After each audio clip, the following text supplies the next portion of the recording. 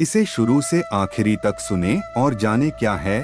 साथ ऐसी बातें आधे पर से छोड़कर ना जाएं, नहीं तो पाप लगेगी। होम श्री कृष्ण कथाएं। श्री कृष्ण द्वारा कही गई ये 7 अनमोल बातें आपके जीवन को बदल देगी। श्री कृष्ण कथाएं। कुरुवंश की उत्पत्ति पुराणों के अनुसार ब्रह्मा जी से अत्रि, अत्रि से चंद्रमा, चंद्रमा से बुध और बुध से इलानंदन पुरूरवा का जन्म हुआ।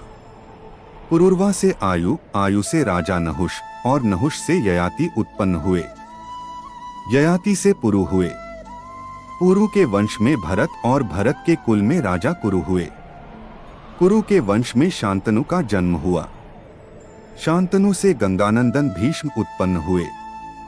उनके 2 छोटे भाई और थे, चित्रांगद और विचित्रवीर्य। ये शांतनु से सत्यवती के गर्भ से उत्पन्न हुए थे। शांतनु के स्वर्गलोक चले जाने पर भीष्म ने अविवाहित रहकर अपने भाई विचित्रवीर्य के राज्य का पालन किया। भीष्म महाभारत के प्रमुख पात्रों में से एक हैं।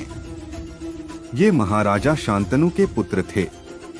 अपने पिता को दिए गए वचन के कारण इन्होंने आजीवन ब्रह्मचर्य का व्रत लिया था। इन्हें इच्छामृत्यु का वरदान प्राप्त था। एक बार हस्तिनापुर नरेश दुष्यंत आखेट खेलने वन में गए। जिस वन में वे शिकार के लिए गए थे, उसी वन में कण्व ऋषि का आश्रम था। कण्व ऋषि के दर्शन करने के लिए महाराज दुष्यंत उनके आश्रम पहुंच गए। पुकार लगाने पर एक अति लावण्यमयी कन्या ने आश्रम से निकलकर कहा, हे राजन, महर्षि तो तीर्थ यात्रा पर गए हैं, किंतु आपका इस आश्रम में स्वागत है। उस कन्या को देखकर महाराज दुष्यंत ने पूछा, बालिके आप कौन हैं?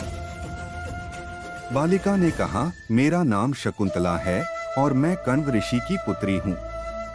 उस कन्या की बात सुनकर महाराज दुष्यंत आश्चर्यचकित होकर बोले, महर्षि तो आजन्म ब्रह्मचारी हैं, फिर आप उनकी पुत्री कैसे हैं?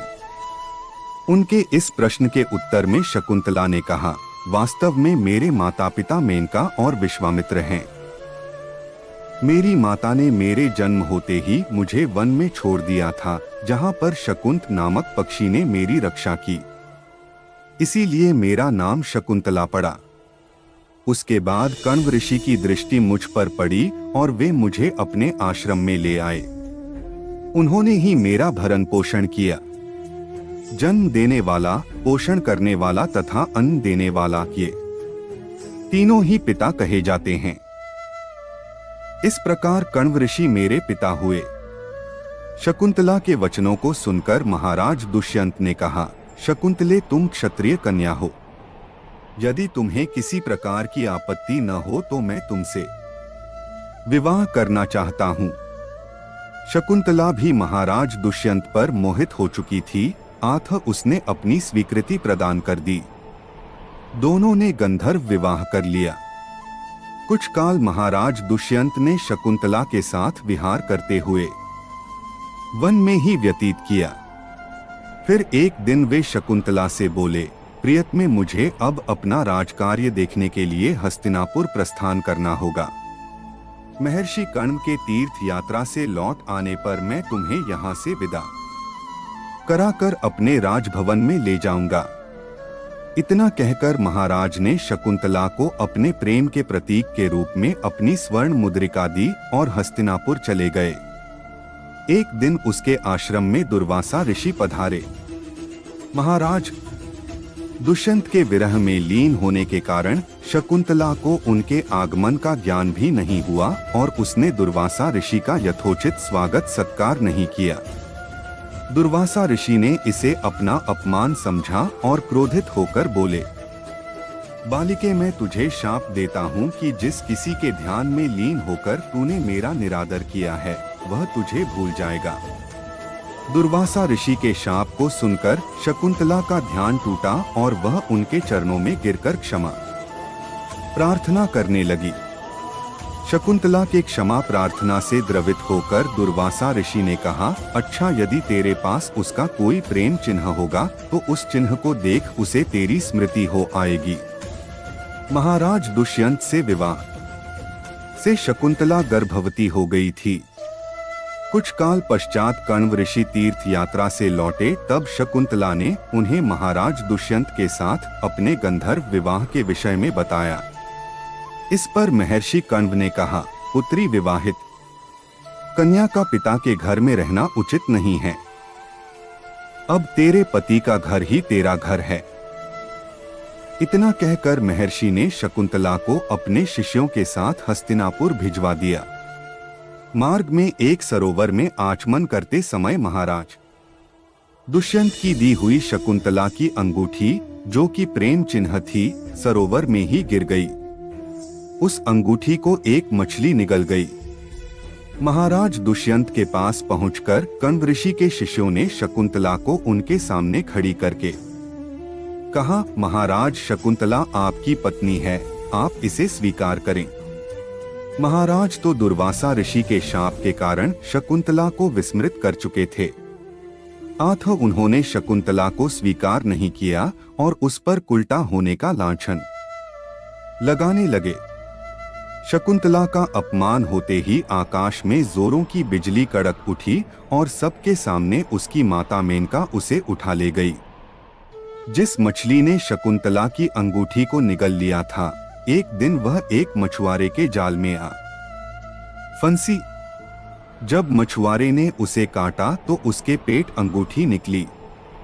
मछुआरे ने उस अंगूठी को महाराज दुष्यंत के पास भेंट के रूप में भेज दिया। अंगूठी को देखते ही महाराज को शकुंतला का स्मरण हो आया और वे अपने कृत्य पर पश्चाताप करने लगे। महाराज ने शकुंतला को बहुत ढूंढवाया, किंतु उसका पता नहीं चला। कुछ दिनों के बाद देवराज इंद्र के निमंत्रण पाकर देवासुर संग्राम में उनकी सहायता करने के लिए महाराज दुष्यंत इंद्र की नगरी अमरावती गए। संग्राम में विजय प्राप्त करने के पश्चात जब वे आकाश मार्ग से हस्तिनापुर लौट रहे थे, तो मार्ग में उन्हें कश्यप ऋषि का आश्रम दृष्टिगत हुआ। उनके दर्शनों के लिए वे वहां रुक गए। आश्रम में एक सुंदर बालक एक भयंकर सिंह के साथ खेल रहा था। मेनका ने शकुंतला को कश्यप ऋषि के पास लाकर छोड़ा था तथा वह बालक शकुंतला का ही पुत्र था। उस बालक को देखकर महाराज के हृदय में प्रेम की भावना उमड़ पड़ी।